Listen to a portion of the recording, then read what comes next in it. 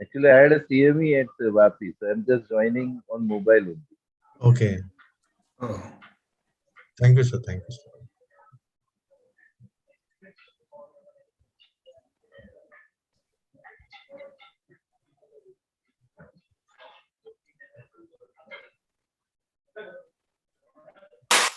Satish, sir, please start. We are live now. Yeah. Good afternoon, all. Myself, Dr. Satish Shane, Secretary Navi Mumbai IIP, welcome you all on this Super Sunday Academic Bonjana with none other than the teachers of teacher Dr. Baldev Prajapati. What a name given to the topic, pediatrics. So whenever we come across any case which is a very, I would say, kind of a difficult or challenging, we always try to find out the clue, and the clinical clues are the important, because in this era of modern medicine where each and everything is judged by the investigation, but still I think clinical clues hold the all crux of the diagnosis. So I welcome all, and I hand over mic to our president, Dr. Jitendra Gawani sir, who is the moderator of this session. Welcome, sir. Thank you, Satish. On behalf of IIP Navi Mumbai and MGM Medical College Navi Mumbai, I welcome you all. Friends, we all know that in busy OPD practice, many of our colleagues and many of us see patients in huge number. At least in pre-COVID era, we used to see 100, 150 patients in a small time frame of 2 hours or 3 hours. And that used to give shiver to us that probably we have missed anything or we have not missed anything in a clinical examination, because hardly 1 or 2 minutes we used to spend with the patient. And during that time, it was had becoming a trend that we send investigation first and then ask the patient to come with the report. And now we all know, our teachers will vouch on that that's not the correct way of doing it. One few days back, I saw one resident writing in a corporate hospital writing P23 investigation, and the patient came to me. I asked, what is this P23 investigation? So it is a fever panel, and 23 under that CBC, IGM, this 23 investigations. So that definitely we don't want. So to brush up the clinical clues in a small time frame, we need accurate clinical acumen to pick up those signs. So I requested a teacher of the teachers, Dr. Baldev Prajapati sir, who is Pitama of clinical medicine, to take a small talk on us. This is just a small talk of the beginning series, sir. We want you many such lectures from you. So I request you, Baldev Prajapati sir, to take this. For today's webinar, we are fortunate to have Dr. Chetan Shah sir, our West Zone Vice President, who agreed to be chief guest for today's session. Before starting the webinar, I request Dr. Chetan Shah sir to bless us with few words. Sir. So thank you, Dr. Gawane sir and IIP Navi Mumbai branch for inviting me, and with the unique concept of the pediatrics. So naturally, a good clinician is an extinct, endangered species nowadays, because we are not having good clinicians, but still we have few clinicians who are beyond the common pediatrician. That is Dr. Ambekar sir, Dr. Prajapati sir, Dr. Anand Shandilia, to remember him. There are, I think, Dr. Chokhani sir. There are so many good clinical exponents of clinical pediatrics, and they are there to teach us, and they are continuing the flame of spreading the knowledge through the common pediatrician. And with their knowledge sharing, we are able to still stress. And I feel that pediatrics is the only community in the private field where still the clinical, acumen is quite alive. And that is thanks to the doctors like Dr. Ambekar sir, Dr. Prajapati sir. So I think this is a very practical CME that you have designed, and I wish the CME all the best and best learning, happy learning to all of you on this Sunday afternoon. Thank you so much. Thank you very much, sir, for gracing Navi Mumbai platform. I request Dr. Baldev Prajapati sir to start the session. I think before I share my screen, Good afternoon, friends. Office bearers of Navi Mumbai IIP branch, President and my close friend Dr. Jitendra, Secretary Dr. Satish Sahane, West Zone Vice President and my friend from Surat, Dr. Chetan Shah. So many senior teachers on the screen, must be in the audience also. I think very rightly Dr. Jitendra and Dr. Chetan Bhai say that in this modern era of technology, we have so many gadgets, modern facility for the investigations available. I think that's the time for us to learn that we should utilize it in a best way. Of course, it's definitely boon for us. But if we do not learn how to use it, it may be proved probably to misguide us. And I think several examples which today I'm going to share with you are the illustrations that if we don't follow these some clinical guidelines and just follow the gazettes investigations, rather than health probably becomes a trouble for us. So that's a main message which probably I'm going to share with you. And what's a really bright aspect of the clinical medicine, all of us know, I will share with you with some of the illustrations which I come across in the practice. And I've selected some of these cases which really we have seen in the practice. With that, let me share my screen.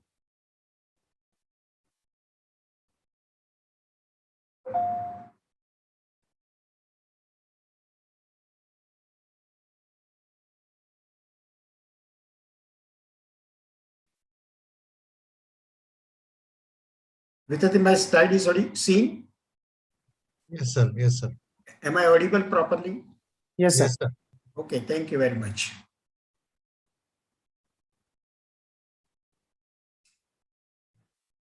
The given title to me, clinical clues, which are really leading us to the diagnosis. Keeping in mind this title, as I told you that I've selected some of the examples where really only clinical clue helps, and probably other things may fail. So let us see with the cases.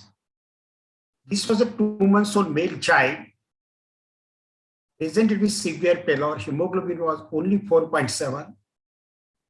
Spleen was 4 centimeter, liver was 3 centimeter. As I said, hemoglobin only 4.7, count normal. Platelets were normal. And I remember because this case was discussed in one of the clinical meetings in our Ahmedabad, which was diagnosis thalassemia major. And somehow parents were worried and they came to me. The very first question came to my mind, a 2-month-old child having this thalassemia major presentation. Of course, clinical picture was resembling to thalassemia. The spleen was enlarged, liver was enlarged, hemoglobin was low.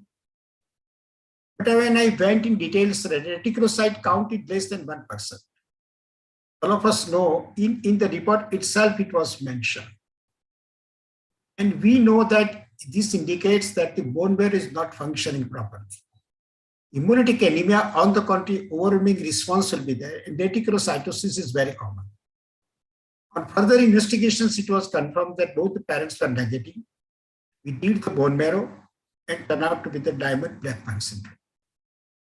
Friend, I think very first point which draws our attention that 2 months is not the age for presentation of the thalassemia. So it can be something else. That's the, I will say, first point which we should keep in mind.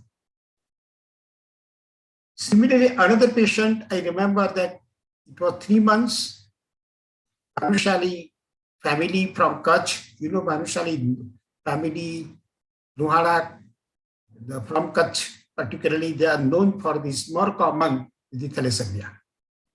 Child presented with high-grade fever, marked pallor, distension of abdomen, consulted pediatrician, hemoglobin was 5.6. In short, rest of the investigation is normal. Community was from And thalassemia was already with one cousin, diagnosed thalassemia major, each by electrophoresis was normal and referred to me. Friends, believe me, all other points were there on the clinical examination, but smear showed these results of the P5X. I think it was almost 6-7 years back, treated with simple chloroquine, child recovered. Again, probably with some background, we are misguided.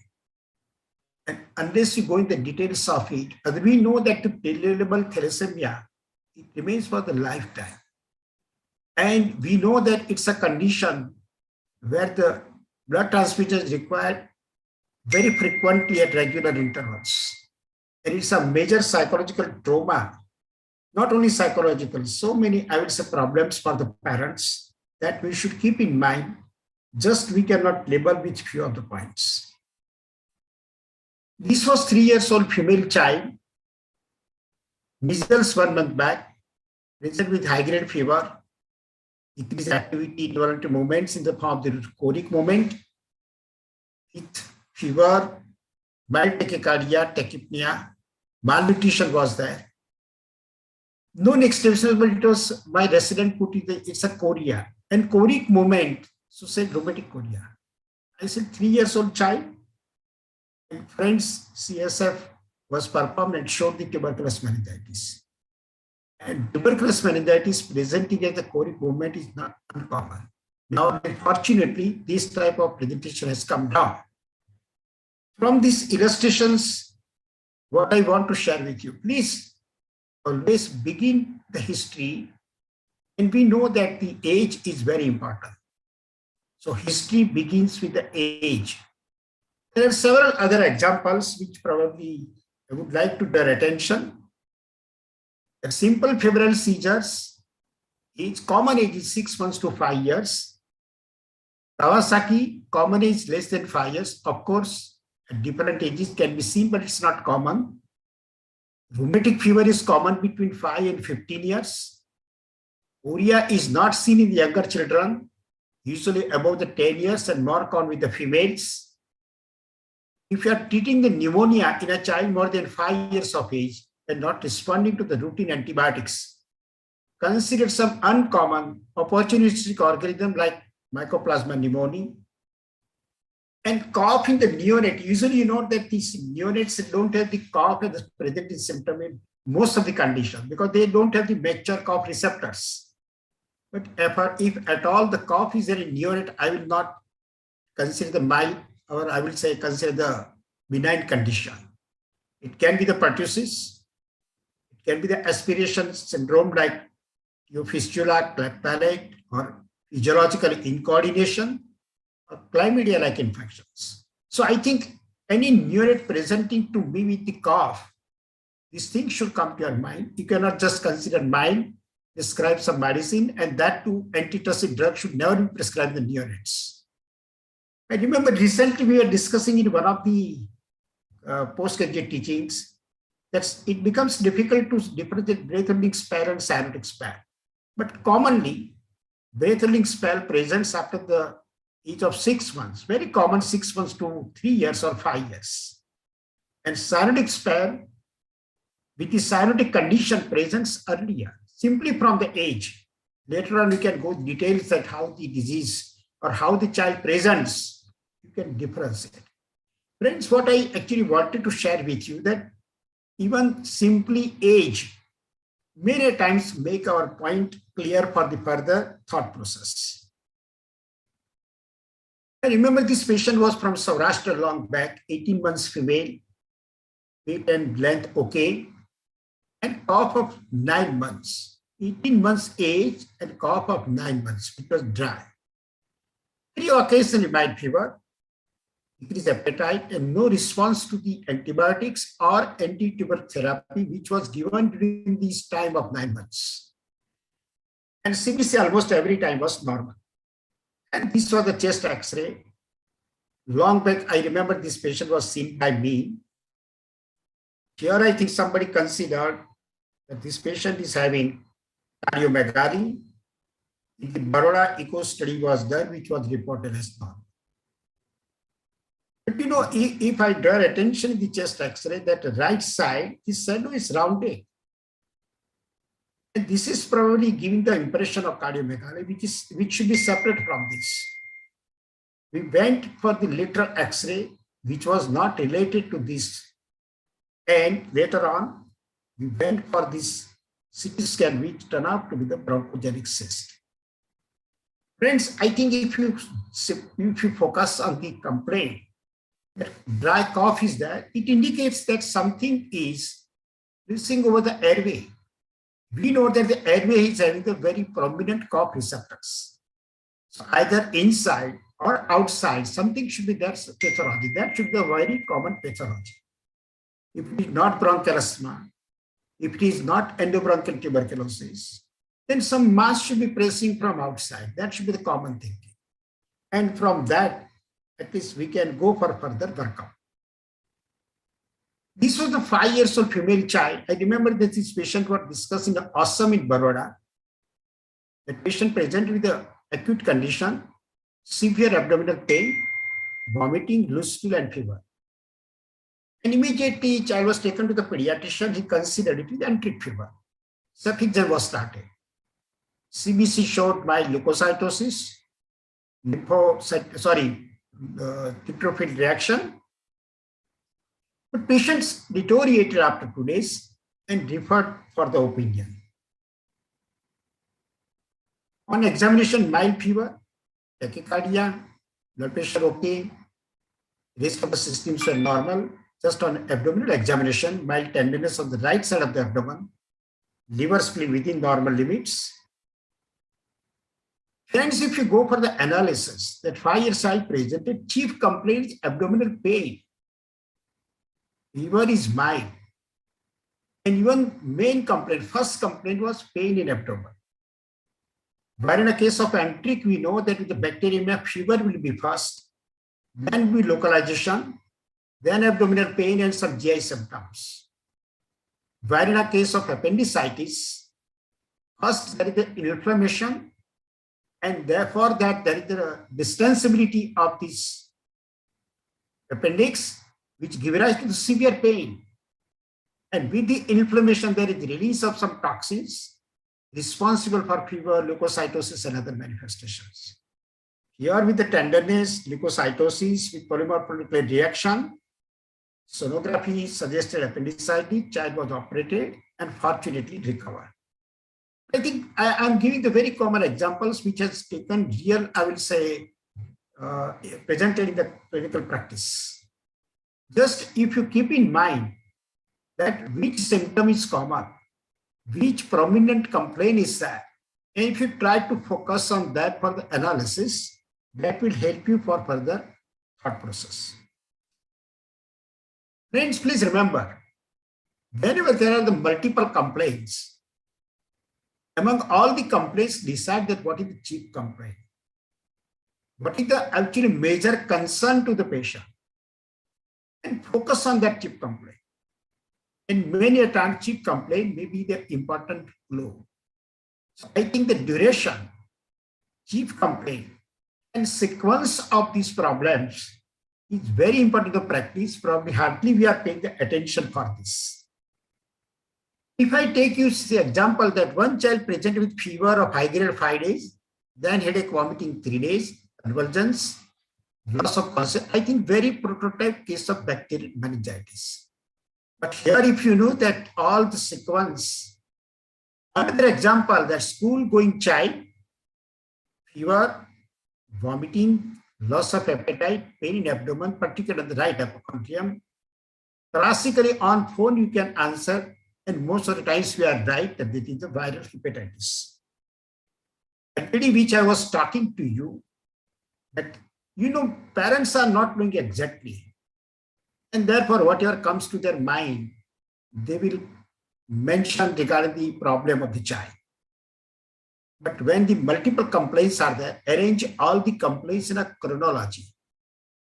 In the, I will say, sequence of happenings, that what was the first problem? When the absolutely child was all right. Then what are the first complaint, second complaint? And I think in that way, if you arrange that the sequence itself gives the pathophysiology, that what type of disease it is. And I think this is an art which we'll have to learn in our daily practice. Always I tell my friends, my residents, that after the fever, first documentation, and then try to define the pattern of the fever. Because one pattern of the fever is there, I can decide that what is the likely problem, what should be my approach. Suppose if I say it's a viral-like fever, which should disappear in 3-5 days, but it is a prolonged fever, then probably unusual viral like Epstein-Barr virus may come to my mind. If it is recurrent, then probably not treated completely, half-heartedly treated, and therefore the recurrent fever comes. But there are some conditions presenting as a recurrent fever. Periodic fever, all of us know, like Papa syndrome, every specific defined time they develop. Fever without focus, our approach is different. Fever of unknown is totally different. But it should be by definition documented, more than very specific duration with indoor and outdoor specific investigations. And by labeling it, it helps us that what should be my approach. Similarly, in a simple case of diarrhea, if acute one say it's an acute diarrheal disease less than 14 days started abruptly, persistent, which I label as acute, but now beyond 14 days, then my thinking will be getting changed. And that may be some unusual infection or maybe the lactose intolerance or something like that. But once I say chronic diarrhea, and if I go in the details of the history, parents may not be able to recollect exactly that how it started, because it was not tension drawing of more than 2 weeks time. And very often there is loss of, I will say, weight or something, or even some other manifestations. And we know that once I label it the chronic diarrhea, my thought process will be quite different. I will not go for the oral zinc and only ORS. With chronic diarrhea, I will think something else. Is it infection like tuberculosis or HIV? It is some autoinflammatory disease like Crohn's disease or ulcerative colitis or something like that, what I mean to say. Friends, what I want to share with you, that by defining this pattern of illness of the symptom, always I will say take the exercise for this. It is quite rewarding. And it becomes my, I will say, base, very important clue for deciding the further approach. I think that's why you will be on the right pathway. Otherwise, just whichever comes to my mind, if I follow, it may not help me, but many a times it creates more confusion to us. Let us take further story of this problem. 2 days male child, only 2 days. I remember that I was driving and mother called me. That my child is having difficulty in breathing while taking the breastfeeding. It becomes blue. The child stops to take the breastfeeding, cries, and immediately becomes normal, pink even. And no any respiratory manifestations like tachypnea, fast breathing, retraction, or any sound. And friends, I think if you focus on every complaint, otherwise child is comfortable, but very specifically on breastfeeding the problem, and blue, that means even the life-threatening. And on crying becomes pink. From the story you can ask, and this was the case of bilateral choanal atresia, which I remember that I was in some of the CME. I talked to my pediatrician, and on investigation, it was confirmed the bilateral choanal atresia. So what I share with you, listen to the parents, or even the older one, the patient. Just listen to them, the story. And if we go in listening the detailed story, they are telling us the diagnosis. It's not just symptoms. They are telling us the diagnosis. The only thing that we have to catch it. This was another 25 days old male child. This happened in our GCS Medical College with breathing difficulty, noisy breathing, recurrent nasal discharge, otherwise normal delivery, 2.7 kg birth weight. SpO2 was 95, no murmur. With that problem of this recurrent nasal discharge, and my resident, first year resident, passed the tube. And immediately child became this lethargic, and even he was frightened, removed the tube. Suction was done. And child became normal. Again, I think this story is quite sufficient. Only one nose was working, another was blocked. On a CT scan, that was the unilateral choanal atresia. Friends, what I want to share with you, let the parents or your resident or medical person who has observed, describe, narrate the story. Take the time, listen to them. Probably otherwise, X-ray may not show any diagnosis. But if you listen to the story, probably your right thought process will catch the diagnosis. This was a 3-month-old male child from Himmatnagar, almost 75 kilometers away from Ahmedabad. Only breastfed child, so not expected any problem. But presently referred to us for persistent jaundice, hepatomegaly and convulsions. Probably that was due to hypoglycemia and no fever. I remember this was very young lady, 25 years old, very first child from Thakur community, probably never gone to the school. We thought of this some infection, congenital infection. We asked for the torch and torch was negative. I remember in the Gujarati, I was talking in the round that this is likely some congenital infection. Meanwhile, mother asked me, "Sir, are you able to see anything in the eyes of the child?" And I examined, yes, it was the cataract. And I told that this was missed. And you know, in these young babies, very easily we can miss. And I told my pediatrician that as we are thinking torch, it is likely rubella syndrome. Probably we can repeat this rubella. Then I was talking in Gujarati that this must be since birth, probably we have missed it. And this cataract also probably we have not examined. And immediately that, I would say, illiterate lady, what we say, she said, "Sir, this was not since birth." I asked that lady that it is very easily missed and that baby, even we miss. She said, "No, sir, it is since 15 days only. I have not seen previously." I told my pediatrician cataract is also seen by mother. She showed us. And now she says that it is not congenital, it is acquired. So respect to the mother. Just we change our thought process that it is the acquired cataract after starting the breastfeeding. We went for galactose 1-phosphate iridyl transferase deficiency confirmed, and that was the galactosemia.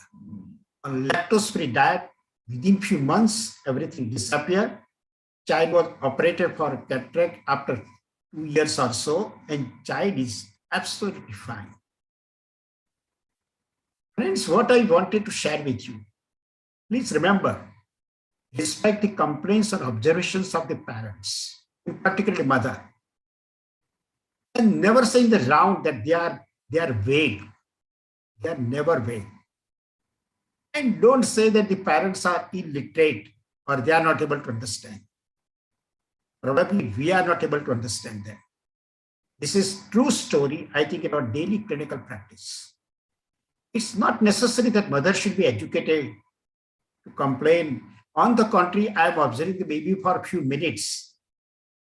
And that mother is observing the baby for 24 hours.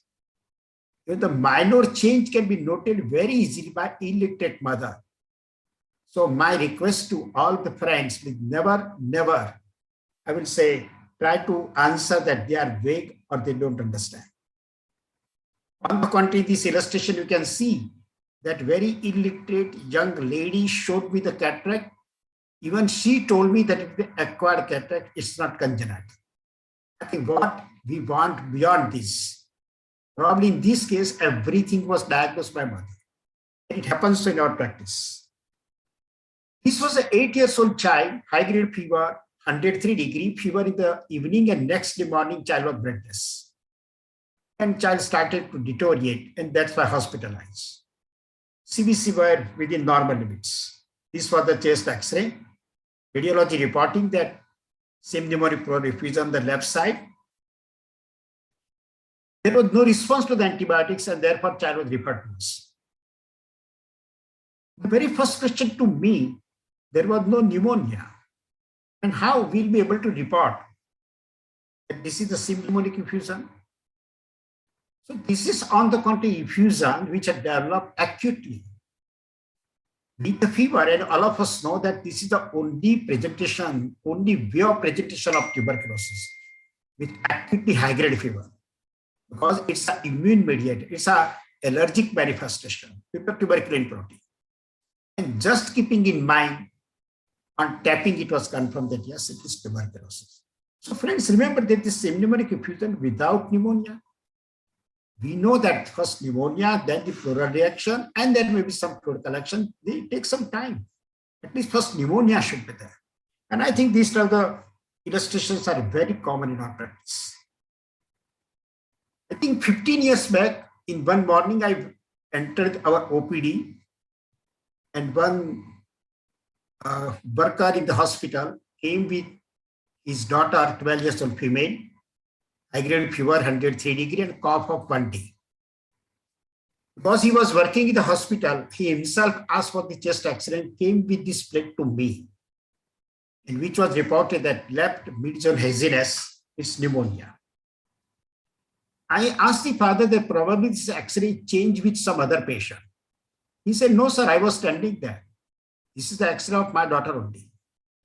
Because that was high-grade fever and cough, I asked for the X-ray chest, and I got, and the resident who is on duty, he said that there is a pneumonia on the left side. I asked him that whether before this high-grade fever, any cough before that, he said, no, it's only for a day or two. Then I was not convincing that how the pneumonia developed with this child. And this is likely bacterial. It's not like tuberculosis or some other opportunistic organism that which can be without fever or mild fever. Then I said, usually I don't do, but you go for the repeat chest X-ray with my resident. My resident went there and came with the chest X-ray, which was taken in the standing position. This X-ray was after 30 minutes. You can see that after 30 minutes, everything disappeared in the left mid zone. Nothing is there. And I remember this title, which is given to this incidence, that pneumonia got cured within 30 minutes without any treatment. And how it can be there. This previous X-ray was taken in the lying down position, and 12 years old girl had the very thick, I would say, scalp hairs, and that scalp hairs were located exactly at the left midzone in the lying down position. It was just artifact, and fever also disappeared in 2-3 days because it was a viral origin. Friends, this is not the uncommon story. Unless we go in the details, unnecessary will hospitalize and start the antibiotics. So always ask the origin, that exactly how it started, any condition, any neurological, suppose child fell down unconscious, exactly what happened, what the child was doing, how it happened, who was there, what they observed. I think these questions are very important. And what's the duration? And this becomes a very important clue, as already we have seen in some of the examples. This was the incidents which I have taken when I was resident, almost 42 years back. This was a 2-month-old child hospitalized for pneumonia. During that time, for the investigations, we are doing the femoral venipuncture. And one of my colleagues, Dr. Aljesh from Godra, he was collecting the blood. Unfortunately, the child developed the fracture of the shaft of femur.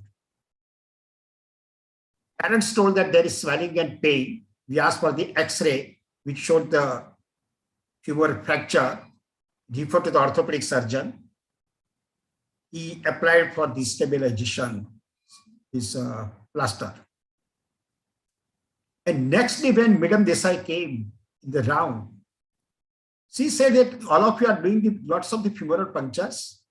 No child develops this fracture, and fracture without any significant impact, any trauma. That was the point which Madam raised. That means it is a pathological fracture. I remember that just without touching, Madam said that you look at the sclera. And friends, sclera was blue. And that was the case of osteogenesis imperfecta. I think this was the first patient in my life which I saw, osteogenesis imperfecta with a pathological fracture. So friends, I think these things should come to our mind. That without significant impact or trauma, why the child developed the fracture? I'm sure that that would be the idea. Is it osteogenesis imperfecta? Is it osteopetrosis? Is really some hemolytic anemia and therefore these pathological fracture can develop? So many reasons will come to our mind. But if we don't give this thought, then probably we are missing the line. And friends, this becomes a very important clue. I would say this is the beauty of the medicine, that what it makes a difference in a way of just I will say, your thought process. One more example, I remember this was probably about 10 years back. One of my past resident, now he's 20 years senior consultant from Nadia, he asked me the 10 months old child, full-term normal child with a 2.8, only breastfed.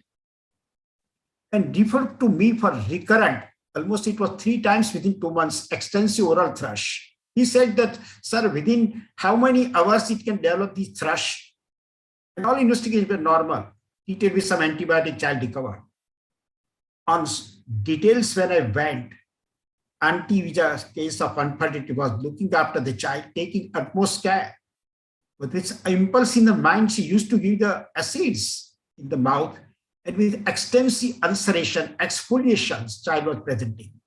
And naturally, as a clinician, we are considering the oral thrush. And with this treatment, local care, I will say, child used to recover.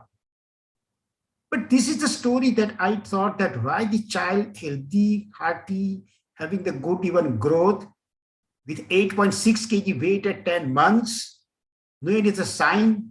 There is no question on the immunodeficiency or T-cell disorder.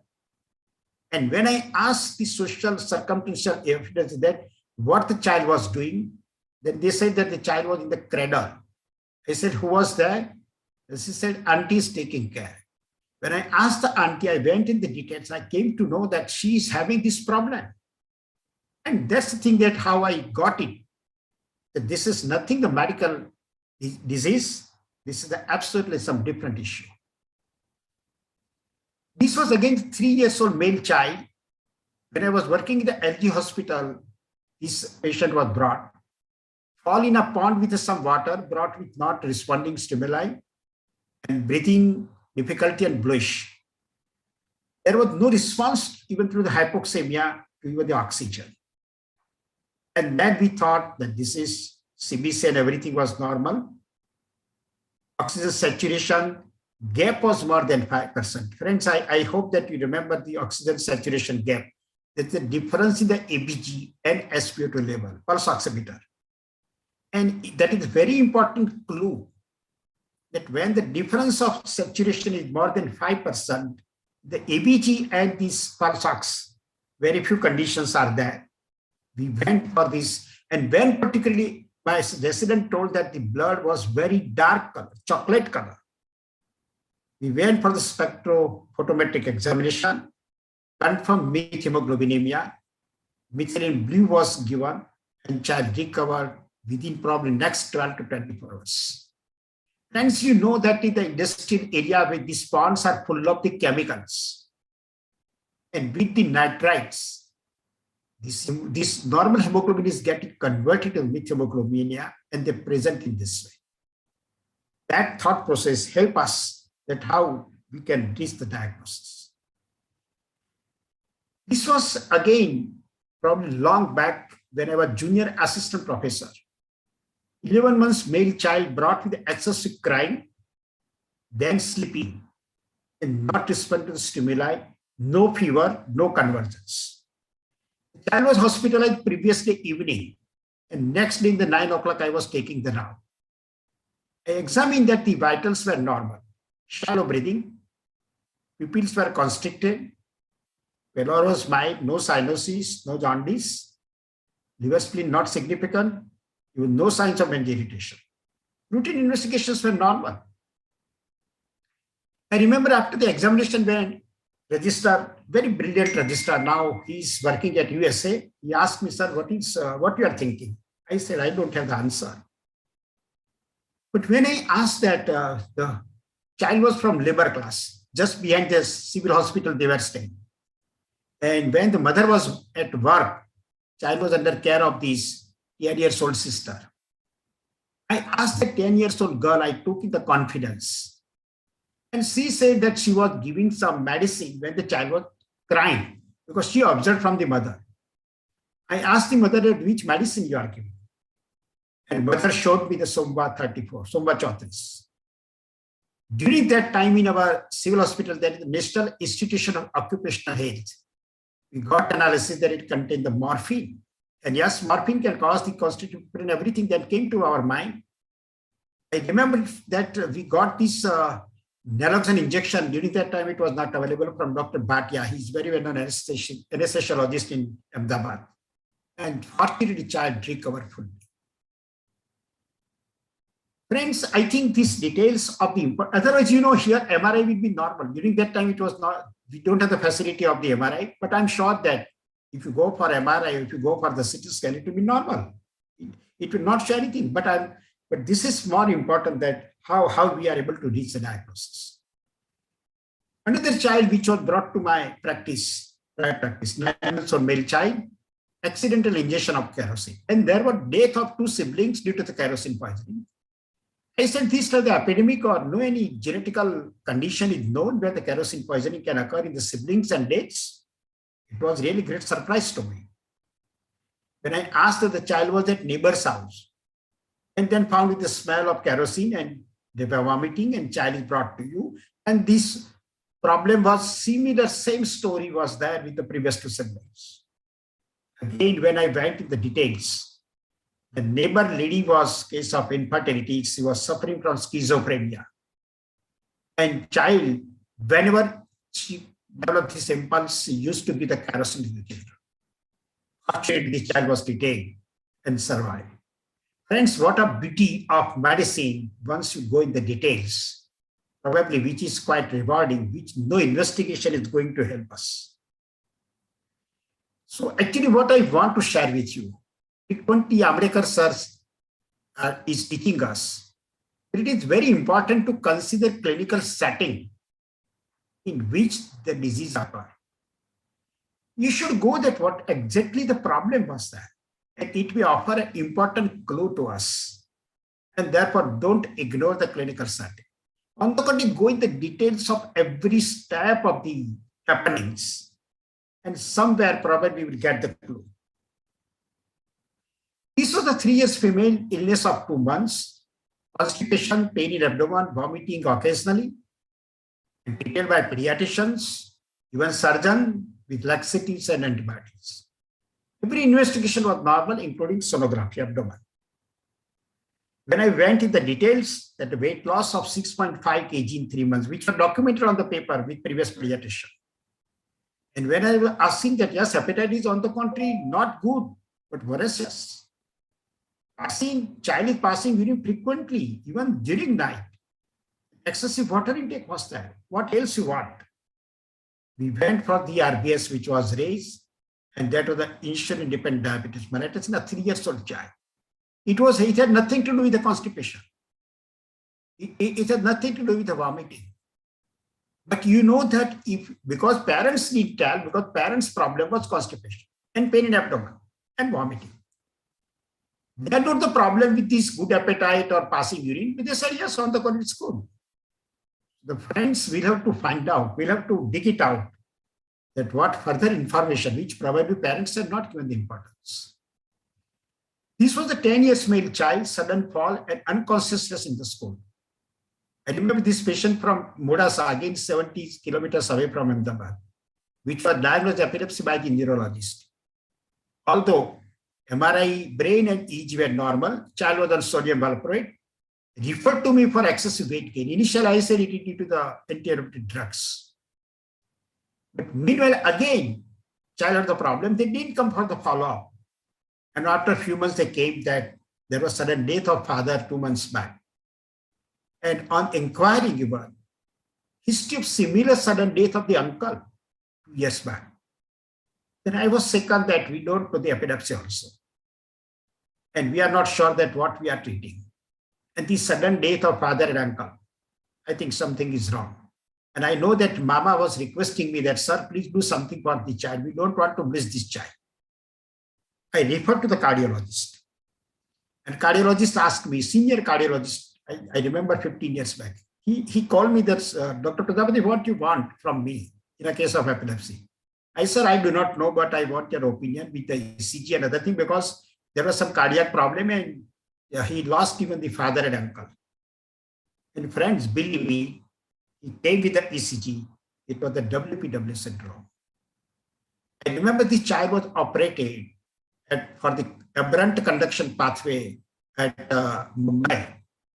And now the child is on the country doing very well. Friends, you know how we reach the diagnosis and how we are sometimes on the wrong pathway. Very small points, but I know, even when the cardiologist asked that what you want the help from, I said, sir, I do not know. But somehow this problem is there, and I'm also worrying. Parents are too much worried. And that's the story that how we got it, WPW syndrome. Illness of 7 days, fever mild to moderate, cough of 7 days, taking breast milk inadequately, and child was irritable. Considered by the pediatrician, considered that this is likely bronchiolitis, and nebulizer was given, and he was giving the amoxicillin. Suddenly, child developed generalized hyperpigmentation. I remember this mother was from Hindi-speaking state. She said, "मेरा बच्चा तो बिल्कुल गोरा था. आपने क्या दवाई दिया कि वो बिल्कुल ऐसा black हो गया?" And clinically, nothing was there much. I remember this was the story, and the next day morning when I was taking the round, this was the picture of the child. Generalized hyperpigmentation. Child was quite irritable. Fever was there.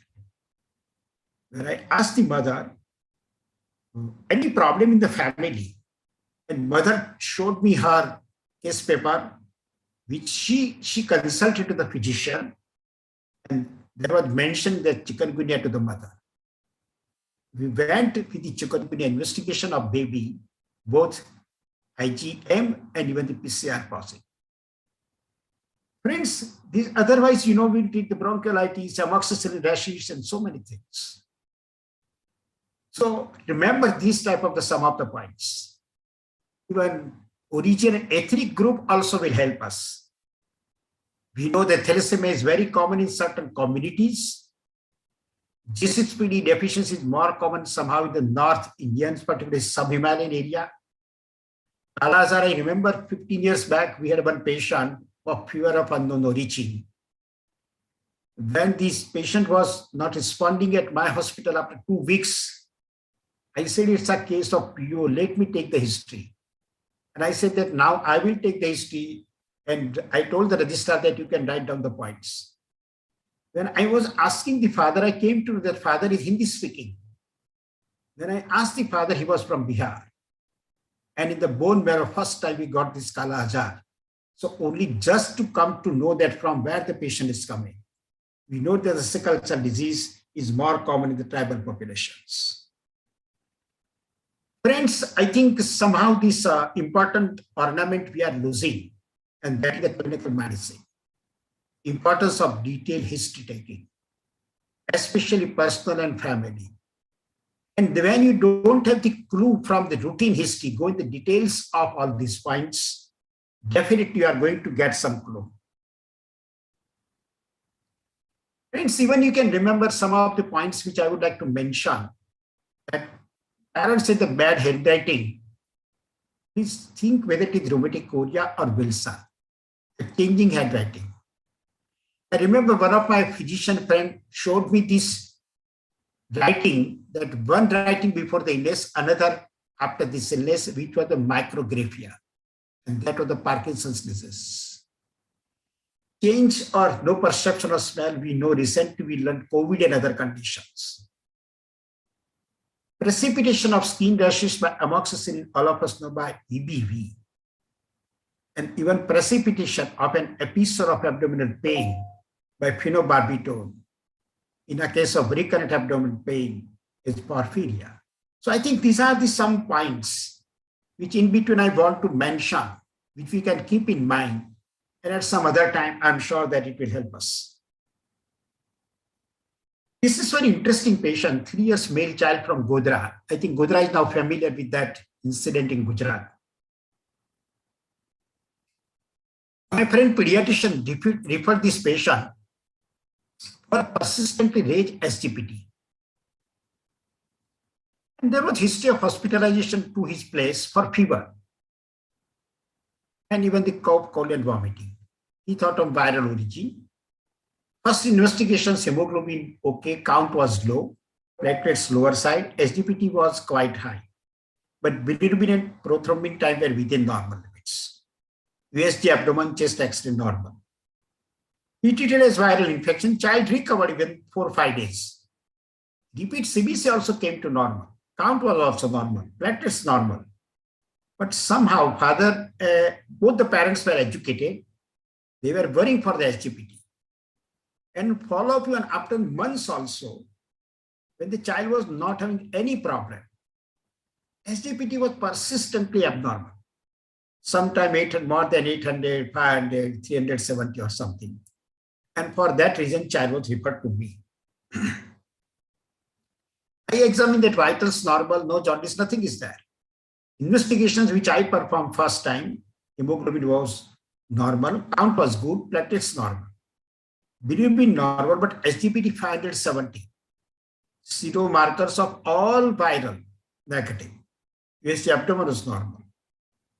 On follow-up, even SGPT was raised. Even SGOT, this time I asked, which was also found high. For some metabolic disorders, I consider seroplasmin, alpha-fetoprotein normal. Honestly speaking, I didn't have the answer when the father asked me. I said that, but still, best is to go for liver biopsy if you get something. Suppose somebody asked me, I didn't have the answer. I'm not sure whether there is indication of liver biopsy or not. Truly speaking, honestly speaking, no. But I didn't have the answer. I advised for the liver biopsy. For biopsy, these investigations were done. CBC platelets normal, PTA normal. But SGPT, SGOT is significantly raised. Parents came to me with these reports. Now, should we go for the biopsy tomorrow? I said, okay, but before that, let me examine the patient. Because already I have examined, but one more before the biopsy I should do it. I examined, nothing was there. Friends, believe me, exactly what happened. The patient was on the examination table. I said, okay, everything is fine. You can go for the biopsy. Just I turned to come to my chair. And I saw just that the way in which child is getting up is not normal. That was the first time which I observed. And then I asked the child to lie down on the floor and asked the child to get up. 3 years old child. I saw that he is not able to get up early. He has to take some support. And I came to know that, yes, it's a partial Gower sign. And you know, complete Gower sign develops after the age of 5 years. I learned from Dr. Prajapati. But the partial Govers can be at 2 years, 3 years. We went for the CPK, we went for the biopsy, and confirmed that this is a distal variety of muscular dystrophy. And SGPT, particularly SGOT, can be raised. And I think I remember that if suppose I have not observed this particularly Gower sign, I must have gone for the liver biopsy without probably getting anything for the diagnosis. I think this is the beauty of the medicine, friends, which I want to share with you. Some more illustrations. 8 years old male child. This weight you can see 41. Noisy breathing, mouth breathing. I thought that it is adenoids. Nasal stuffiness. Snoring was there. Altered gait even. Probably that was due to the obesity. My pediatrician told that the pulse is 54. But it's very regular. I said sometimes even physiologically, 54 it was not significant, I will say convincing to me physiological, but still I considered that the first visit. And blood pressure SpO2 was normal. Tonsils were enlarged. But again on follow-up after 10 days, I saw that pulse is only 44. I said that now we cannot wait. I examined other pulses also peripherally. Even the left wrist and even the dorsalis pedis, and then I confirmed that there is no discrimination as a whole, it's a bradycardia. I went for this ECG, with my friend, Dr. Milan Chak.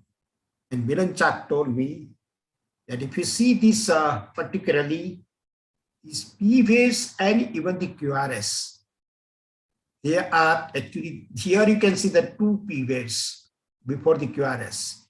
And he said that this is the complete heart block. Asked for the pacemaker, parents were not ready. They waited for, and they consulted some one other cardiologist. Ultimately, they were convinced pacemaker was implanted and the child is doing better way. Friends, I think this exercise is quite rewarding to us. Otherwise, you know, such children can develop sudden catastrophe and we may lose it if we have not detected it and not managed properly. This was a 7-year-old child who used to come to me from birth, every vaccine given at my place. And after the 5 years vaccine, they came directly at 7 years to me with the swelling and pain at eyelids of both sides. Some hoarseness of voice, fever was there, otherwise normal. Tonsils were just enlarged, but periorbital swelling was there on both sides, more on right side. Mild deadness was there on right side. Movements of eyelids and other things were normal. Other systems were normal. So I considered it with the following probability sinusitis. I prescribed amoxicillin for 10 days, paracetamol as well. They came back on follow-up after 10 days. Now no fever. But eyelids and surrounding swelling decreased, but still, mother said that, sir, still it is there. And yes, it was obvious. Investigation is not helping much. Friends, what I want to share, and I'm sure that probably you'll be able to see on the screen, on the first visit, my pediatrician has returned. I'm trying to show you with the cursor. Somehow I'm not able to manage. In the complaint, if you see the top second line, that right side nasal blood stain discharge. That was written on the by my pediatrician on the very first visit. It is only, she has mentioned only this blood stain nasal discharge on only right side. Somehow it was missed by me. On the follow-up, when again my pediatrician showed that, sir, is it any important? And friends, you know, this unilateral nasal discharge or that blood stain, you used to suspect the foreign body. And then I asked for this X-ray. My radiologist even called me, sir, why you have asked for this X-ray? What you want? Because he was also surprised. I said there should be some foreign body because here I was aware. And then this ENT surgeon removed this cell, particularly from this nostril, button cell. And on inquiring, this button cell was this slip in the nostril when the child was playing with the button cell in the lying down position, almost 4 to 6 weeks back. But the child didn't talk to the mother because the child was afraid of the mother. And mother said that then it was observed that sometime he was doing something with the nostril. The child was trying to remove it, but he could not. On the contrary, it was going inside. And later on, 8-year-old child disclosed the whole story, and we came to know that this was the foreign body in the right side of the nostril. And this is the thing that how we are learning from the parents, from the child, from the various stories. I remember this 3-month-old child, when I was in the LG hospital, municipal hospital, was brought to us with a mild fever, persistent jaundice, hepatosplenomegaly. We diagnosed as sepsis or the torch infection. But you know, as a teacher, I will have to give the full findings. So I was trying to count the pulse at the wrist. When I observed that the child is comfortable, otherwise in the lap of the mother, but when I touch the wrist, child is crying. I thought that the child may get disturbed, but when I observed that if I examine the abdomen, liver, spleen, disturbing much compared to the wrist, child is not crying. But when I touch the wrist, child is crying. I asked for the X-ray wrist, and friends, if you focus on the X-ray wrist, there is a very specific osteitis. And when they reported the osteomyelitis, I said it's not osteomyelitis, it's a epiphysitis and osteitis. And that gave me the idea And then we went into the details of the history. There was abortion. Antenatal care was not taken, therefore VGRL was never done. It was the IGR baby. And cold since birth, that was not the cold, that was the nasal snuffle.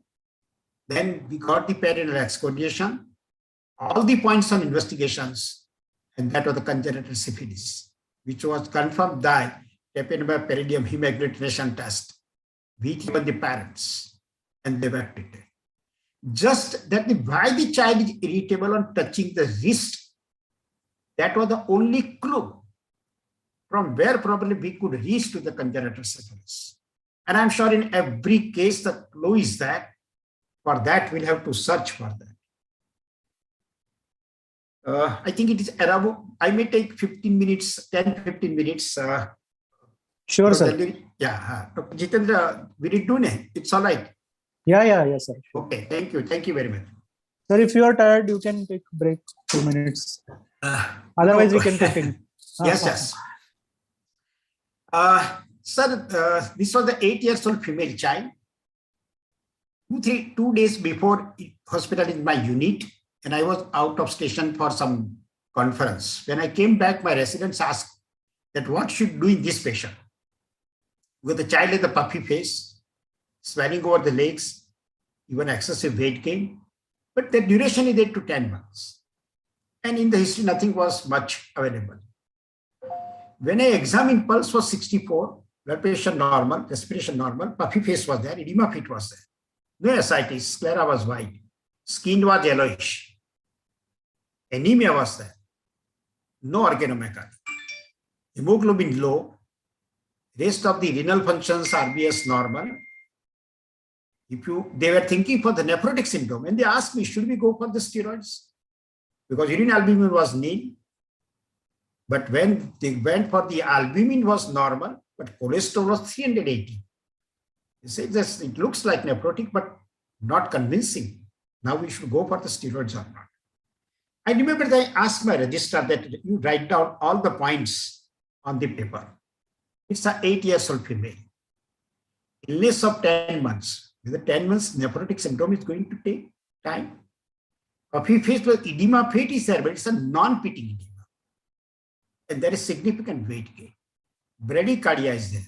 Anemia is there. Skin is yellowish. That indicates carotenemia-like picture. Sclera is white. That means not jaundice, but yellow skin, yes. And no ascites in a case of nephrotic. Agreed cholesterol is red. No albumin or serum protein normal. And then I asked my resident, what does it indicate? Very clear cut. I remember one more point in the CBC, that MCV was high. That is the megaloblastic-like picture of anemia. And that was the hypothyroidism. Friends, again, what I want to share with you, that whenever in this type of the patient, no clear-cut picture, put the positive points of the history on one side, put the positive findings on the opposite side, and this is like the story of the elephant. Now put all the points together and try to derive that what type of the animal, what type of the story, what type of the condition is possible. And I'm sure that that will help us to reach even the uncommon diagnosis. I think every time, if the obvious nephrotic, obvious hypothyroidism, we don't have the confusion. But many times Ambedkar sir says that patient does not come with the Nelson picture.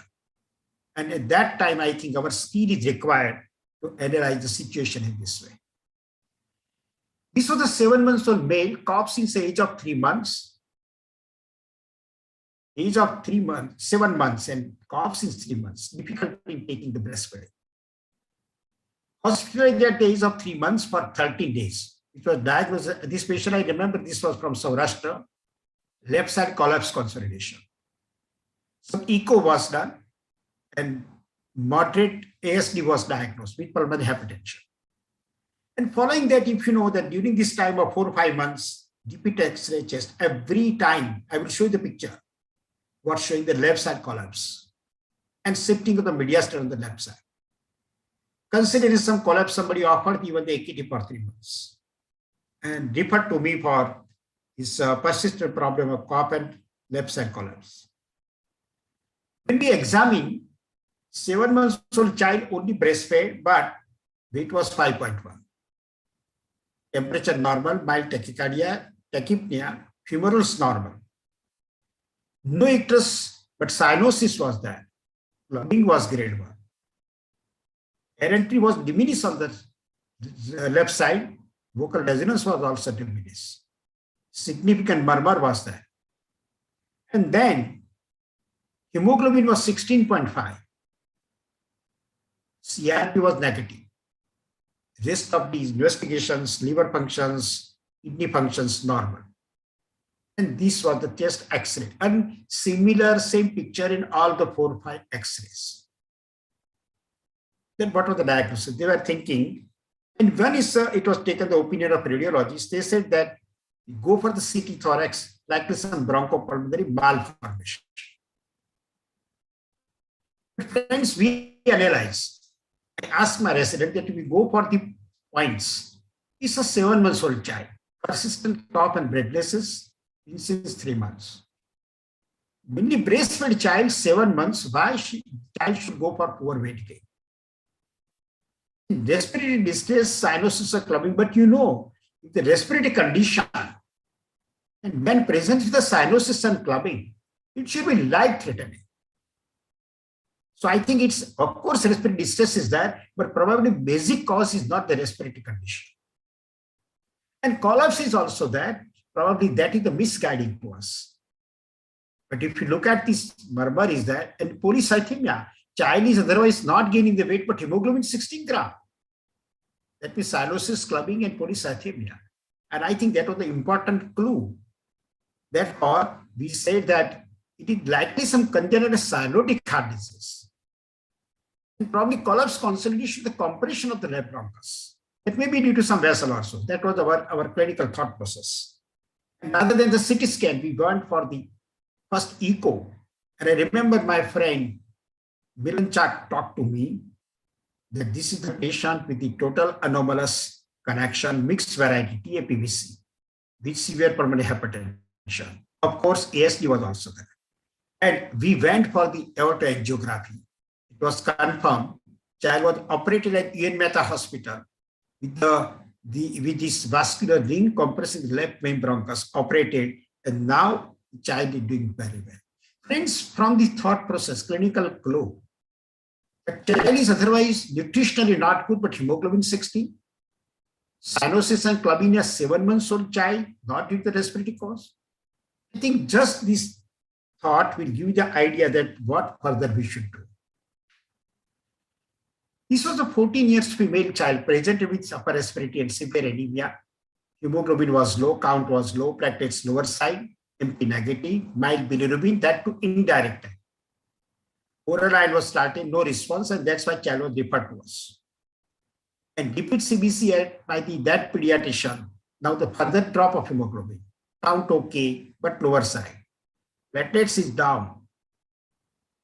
You can see the MCV, and I'm sure if I want to share with you the clinical picture. Just clinical picture. Even the pediatrician himself missed. We are talking so much in the knuckles hyperpigmentation. This was a clinical picture of the patient. Just for confirmation, routinely we don't go for the bone marrow, but my students wanted when we confirm that this is the megaloblastic anemia. Friends, it is said that on the patient's face, diagnosis is written. The clinician has to make it out. And I think that's our job. That job can be possible only by history and examination, not probably by sophisticated investigation. Investigations are for confirmation, not I will say for my analysis. Very few cases, probably now I will share and then I will end with you with some pulse of wisdom. This I remember that again 2-year-old male child. This was in the municipal hospital when I was working almost 15 years back. Hospital for acute gastroenterology with dehydration. That was probably Friday, Saturday admission. So when I appeared on Monday, that was normal with this treatment of IV fluid, oral zinc and everything. Even there were so many patients. So my registrar, I remember Dr. Chawla from Nadia, she was in hurry to discharge the patient. I said, Chawla, let me at least see the patient because It's a good opportunity for me that child is brought to me, either for viral or gastroenteritis or anything. And friends, to my utter surprise, when I was auscultating, there was significantly RNT was diminished on the right lower zone, and even the VR was diminished. I asked Dr. Chawla that please go for the chest X-ray. This was exactly the chest X-ray of that patient. Again, various reporting was there, but we were trying to recollect. What are these type of these cheese or some nematocele or some air pockets, whatever you call it, they are seen. And when they are seen with this RNT diminished, I asked Dr. Chawla that please go for the barium. During that time, we were doing it. And friends, believe me, this is the barium study. And you know that this is the anteromedial diaphragmatic hernia of the right side. That is the foramen of Vargagni type. Just looking at the child with these RNT diminished, the only thing we'll have to take the time to auscultate the patient, even in a case of gastroenteritis, or even without any complaint. And I know that out of 100 patients, 1,000 patients, only one patient is going to present in this way. Rest of the children, RNT is going to be normal. But not to miss that particular one, or to catch that particular one, as a clinician, I will have to examine all the patients. I think that's I will say, message which I want to convey, and I hope that my friends will perceive very rightly in that perspective. This was a 10-month-old child diagnosed as infantile spasm at the age of 4 months, treated with injection ACT initially, ACTH, then oral steroids, multiple antiepileptics. All the reports for convulsions, sugar, calcium, magnesium, EEG, MRI, everything was normal. And mother told that now more than 20 episodes in a day and sudden transient loss of the consciousness. Mother said it more particularly during the crying. And mimicking, but if it is not convincing, we went for the ECG, and friends, it turned out to be the prolonged QT syndrome. This was diagnosed by one of my registrars now working in the Coimbatore as the specialist person. And I remember this case was discussed with Dr. Anand Pandit from Pune, because he was our chief case during some of the academic session. And sir was very happy to see that this prolonged QT syndrome, what we discussed, but unless we know it and we go in the details, we miss it. And therefore, I think every condition in Nelson is seen in the practice. The only thing that we'll have to catch it. Friends, what I wanted to talk to you, that history and physical examination should be viewed in continuum, and one should influence the other.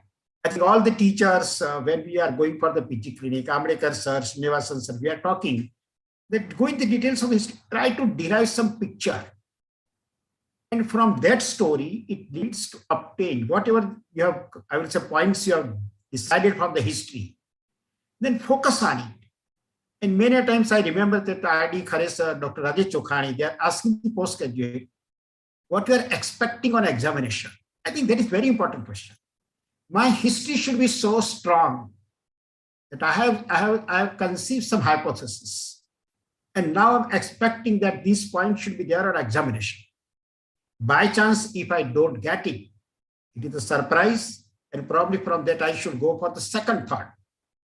But to my first thought, that I am expecting that the liver or spleen or lymphadenopathy or something or some murmur, or, this the history, the postgraduate, I will say practitioners, we should be able to decide that these should be my findings.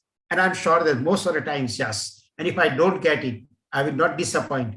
I will think that it is now something else. Probably what I'm thinking, that is different condition with the patient. And I think that's the way that how we are able to reach. This is the story which probably every practitioner should remember. This was the 6-year-old female present with jaundice, diagnosed as viral hepatitis, referred to me for edema and ascites with jaundice. Vitals were stable, icterus was obedient, ascites, edema, liver was 4 centimeters, spleen was 1 centimeter. Bilirubin was 6.45 direct type, enzymatic reaction, albumin was low, It was obviously IgM hepatitis A was positive. HbA1c was negative. But unfortunately, this patient started to deteriorate.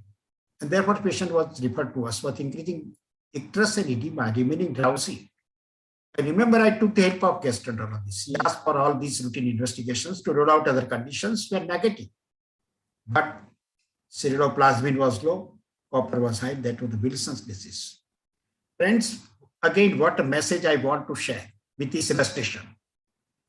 If a patient with known condition takes undue longer duration for recovery or unusually deteriorates, which are diagnosed pneumonia with the appropriate antibiotic rather than 72 hours showing the response, it deteriorates, think of some complication or associated other diseases or something like that. Don't go for changing the antibiotics. I think it can happen so, but it is rare. It's not common. Common is some complication. Common is some associated condition. And I think that we should keep in mind. And this is very important. If any disease goes, I would say in unanticipated way, it's a very important clue for the final diagnosis.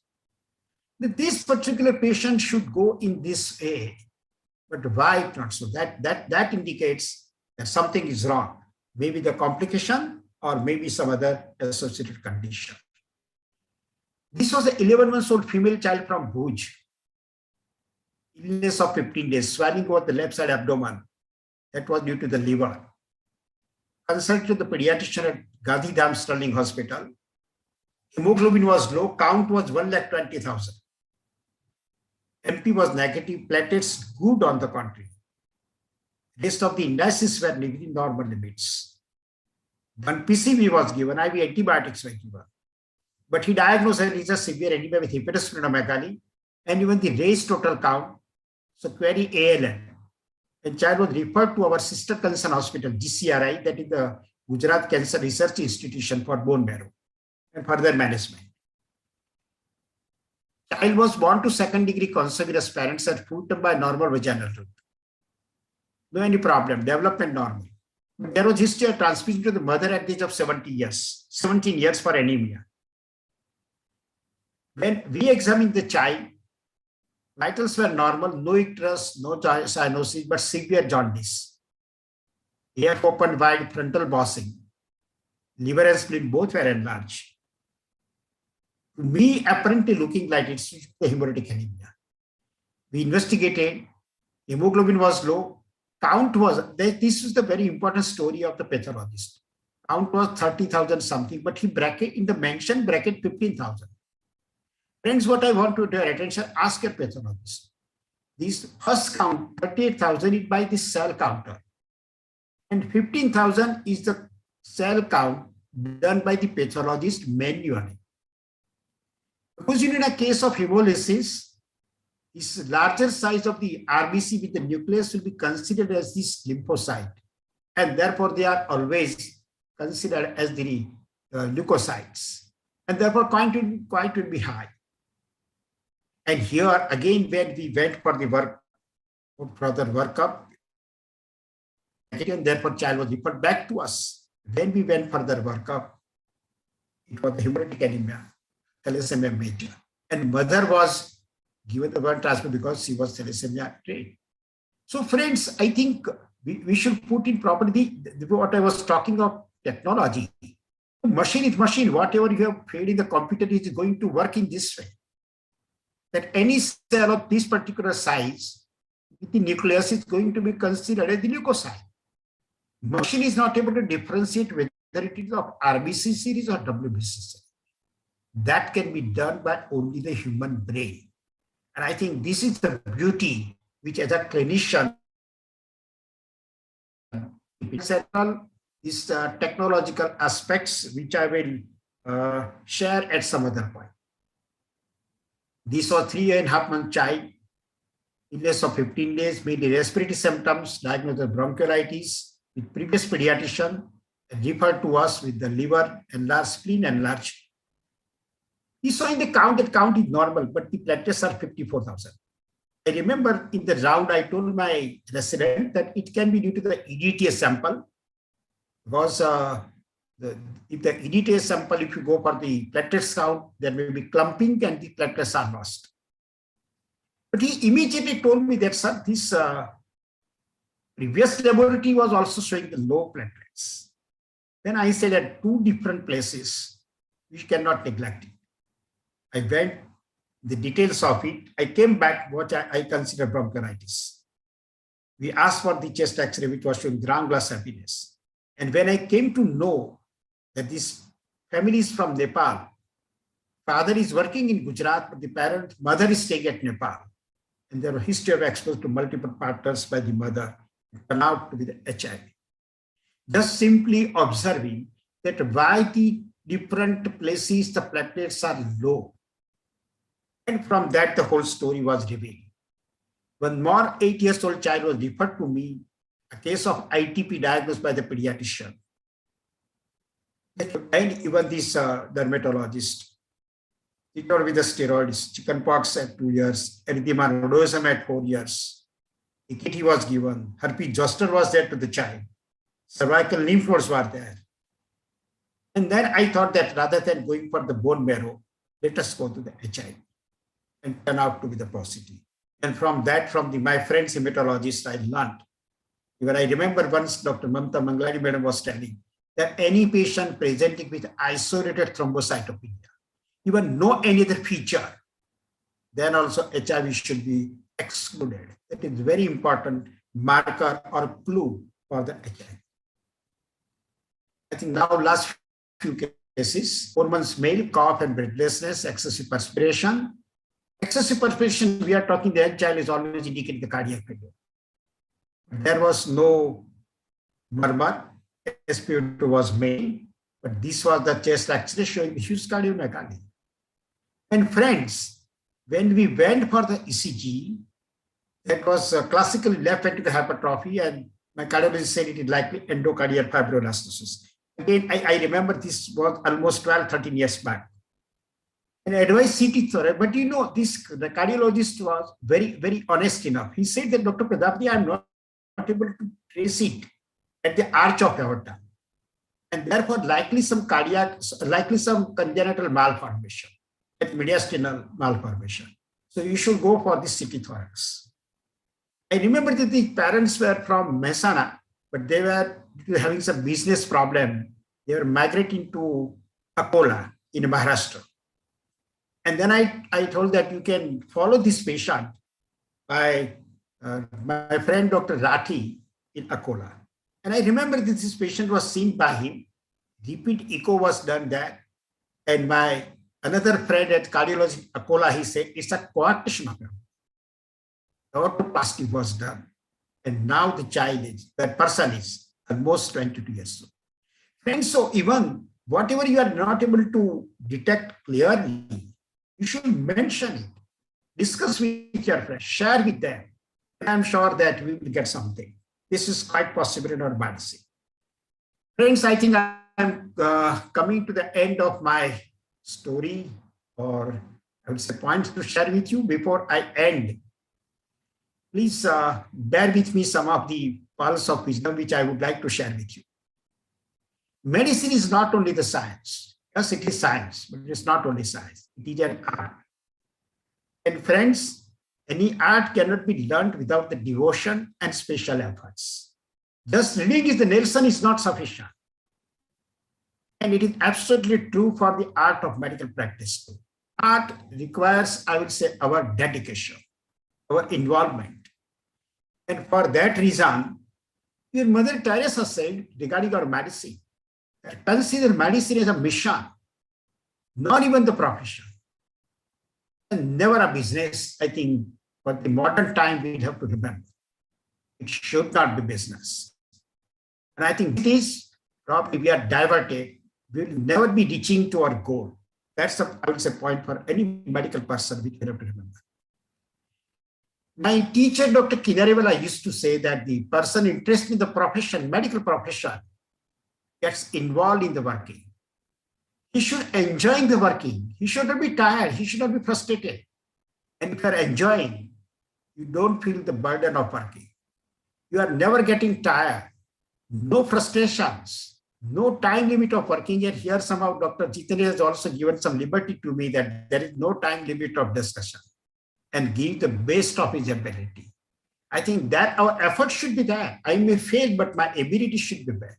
And you know that what Dr. Ambedkar sir even teaches us, that whenever the patient is asking for the guarantee from us, we can give us the guarantee that I give the guarantee of my two things, my honesty and my sincerity. Of course, in spite of these two things, we may fail, but definitely we'll be honest and be sincere. And I think with that mission only we can learn the medicine, not only by reading the Nelson. And even Osler said back long, I will say back, that first step towards success in any occupation is to become interested in it. I would say why Dr. Srinivasan sir at the age of 75, 80 is sharing with us. Probably because he's interested, not I will say for learning. Naturally, at this age, he knows everything. But that's the point. Why Dr. Ambedkar sir at this age teaching us, I would say, taking so much pain, because he wants that whatever he has, he wants to share with us. And friends, medical practice requires knowledge and recent information. We have to continuously read. Things are changing very fast. In practice, detailed history taking. I'm in hurry. I think what Dr. Jitendra was telling it initially, that 100, 150 patient, I think it is dream for me. Even in a very long time, I am not able to manage it. Thorough clinical examination is very important. If you are in hurry, then also, otherwise you don't see. Let others see the patient. Analysis, as we are discussing several cases, is very important.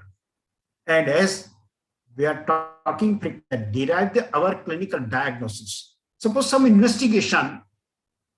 I remember once when I had the discussion with my very close friend, learned friend, Dr. Suhas Prabhu, in one of the cases, that some pain in abdomen and sonography was done, and then lymph nodes, as usually we are discussing. My first question to my friend, that why the sonography was done, because probably in that case it was not indicated. And very honestly, he said this was done somebody else. And I think we have the IAP one, very good friends, learned friends. We can learn from each other with this diagnosis. And what they say, that first clinical diagnosis, investigation should be based on only on a diagnosis. And then based interpretation. We are asking for the CBC, but we don't see that what is the MCV. MCV in a case of anemia more than 100, I think obvious diagnosis is macroblastic anemia. But we never probably, or hardly we pay the attention to look at these things in the details. I think already one of my friends was sharing, and Dr. Ambedkar sir has mentioned in his book, that at present, we have this practice of the miss pattern. First, always we manage the patient with whatever the symptoms they have. Then the response, then we investigate. And last minute, I'm asking their history, the fever and all the things when described. Ideally, he said that it should be the history, investigation, and treatment. I think this message is very, very important, which we should translate in our practice.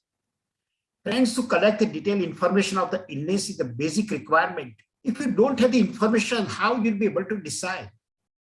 And patient hearing is one of the good qualities which we'll have to develop. Patient hearing to all that patient wants to tell, never interrupt them. Probably she does not know exactly that how she should, but I'm sure that she's conveying the way each probably she has observed. And it's not the waste of time. It offers an important clue. Information by the patient is never vague. The patient and the family members may be illiterate, but their observations are more reliable than observations made by any other person, even including ourselves. What mother has observed is always respected. Probably that may be the answer. Modern sophisticated gadgets and tests cannot substitute the history taking and physical examination. MRI negative, MRI normally does not exclude the CNS. Echo is normal, does not, I will say, totally rules out that there is no cardiac condition. Modern technology, of course, it helps a lot. It aids our clinical diagnosis. We have learned many things after this advanced technology, but does not mean it's a final answer. Investigations should be planned pertaining to the clinical diagnosis. Investigations are neither shortcut for the history taking and the physical examination, it's not the final answer to the diagnosis. And the day when the machine becomes the master, it is considered as final answer in the clinical medicine. The status of the medical person is going to be the technician and not the clinician. I think this is very important sentence of the message which we should remember. Thank you very much, friends. I wanted to share my ideas in a given the time. I hope that I have done my job. I understand it's difficult. Sometimes probably I might have taken the liberty to express my thoughts or views little bit harsh or probably in some improper words. But friends, please bear with me. And I'm sure, but ultimately you will agree with me that these are the definitely important messages for all of us. Whether we are able to follow or not, it's our problem. But the issues are very clear. Thank you very much, friends. Once more, I will say thanks a lot to the office bearers for giving me this opportunity and to share my points on the clinical close with you. Thank you. Thanks a lot. I stop over here. Over to you, Dr. Jitendra and other friends. Sir, we all are speechless. Plethora of collection. We have taken us your journey from your residency days till today with various collection of cases, and you have told us the importance of first age of the child, how every clinical presentation is fitting, but age of the child is not fitting, and the diagnosis changes to the sibling history. Similar siblings died in similar format, in like in kerosene, and history of family history, like father suddenly died, and that was that case, and just observation like he was getting up, child was getting up, he was not good, and that was turned out to be DMD. So seriously, it is a very detailed plethora of we say treasure of clinical cases. But sir, your eyes will see what your mind knows. So first ratifying Nelson and then applying that knowledge to the practicality is also important, what you said. Sir, one important thing you said is the ornament of clinical history taking and skill of clinical acumen is gradually getting lost in current generation of students, and that the teachers like you inspire us, young generation teachers like us, and definitely we will try to not get this light of clinical acumen lost in the plethora of investigations. Surely that is a promise from young teachers like us, sir. Thank you. Thank you very much, sir. I request Srinivasan sir to say a few words.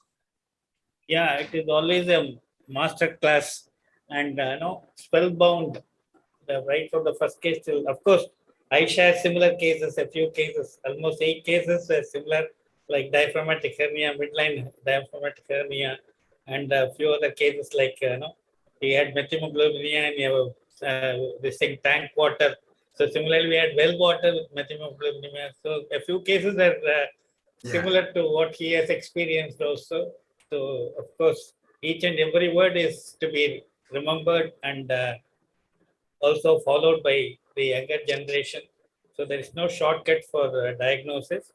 And of course, keep the ears open, eyes open, observation, keen observation, and also proper history taking as I stressed, and also keep the mind open. Okay, so, and always try to see for subtle changes over a period of time and reconsider your diagnosis and workup.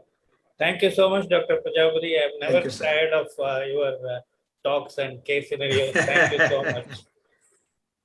Thank you, sir. I request Dr. Mangai Sinha, our treasurer, to offer formal vote of thanks. Thank you for giving me this opportunity to listen to him. Now you are Navi Mumbai IIP member, sir. Yes, sir. Thank you, sir. Thank you, I keep quiet because I want Bala to be in his MRCP examination mode. You may be wondering why I'm keeping quiet, but no, I want the students to get the benefit of all his questions. Yes, Thank sir. you. Yes. So we are benefited by such great seniors with us. I think just like Jitu sir said, I'm speechless. Though I am supposed to give the formal vote of thanks, I'm still speechless. I'm still having goosebumps. I'm still in awe. I think for a long time, like this, despite being a Sunday post-lunch session, we had no clue how time flew away when sir was talking about the clinical clues in pediatrics. And I'm really happy that we are recording these sessions and it is on YouTube, because I think we all are going to visit it again and again. It was a treasure. It was a treasure of cases, such simple cases, but different diagnosis. And when I was listening to you, all the residency days came back. Age of history, the importance of age of history, the importance of taking the history in the chronological way. Pain, then fever, or fever, then pain will just change the diagnosis. So that, then listen to the mother. Though many times the mother goes very vague and we just want to say, okay, you know what next, or we interrupt her, but listen to the mother. Investigations are for confirmation. And you very well said that this practice of medicine requires dedication and involvement. Only then, and only then, when we have all that and we are focusing and examining the patient, we will come to a diagnosis and not miss the diagnosis in most of the cases. Also, such seniors, when I find Sir Srinivasan Sir, Ramdekar Sir, all of you all being here and listening to lectures, we such youngsters, we feel we have still so much to learn. It was as if, when you finish residency, oh, we know everything. But then when you come into practice, you realize no. And then when we see you seniors, we realize no, we will be learning all our life. And every day, every patient is a learning for us. I think, so you said you were thankful that we gave you a chance. I think we in Navi Mumbai and every one of us is really thankful that you came here and you gave us this opportunity to listen to you and to learn from you. And I think, so we need many more lectures. Thank you so much, sir. Named as Prajapati by his parents. Thank you so much, sir, for this wonderful lecture and for being with us here. I'll also like to thank Dr. Srinivasan sir for being with us, and very truly learning every week from you feels so good. And I'll also want to thank Dr. Chetan Shah for his presence here and for being with us here today. All the seniors who were here with us for our session. Dr. Jitendra Gawane sir for being the moderator, and he's been telling me for months, Sir ka lecture hai, and today finally we had a chance to hear you. Thank you, Jitendra sir, for moderating this session and also getting sir here for us. Thank you, Navi Mumbai team, Dr. Satish Sahane, Dr. Vikram, Dr. Mahendra, and the whole team for always being there to help us with academics and all other activities of Navi Mumbai. And thank you, dear delegates, for joining us for all our sessions. Thank you so much, sir. It was a wonderful lecture. Treasure. Thank you, sir. Thank you. Thank you. We are waiting for the book, sir, the clinical nuggets, which you are sending one by one every week. Yeah. Compilation we are doing. I think Dr. Jitendra is helping me a lot in all these comparison. I think I've talked to the JP brothers and definitely that book will be there. Untiring efforts for so many weeks, every Tuesday, and besides that, of course, other additional inputs. Thank you so much for your. Thank you, sir. Thank you. Thank you, sir. Thank you, sir. Thank you, sir. Thank you.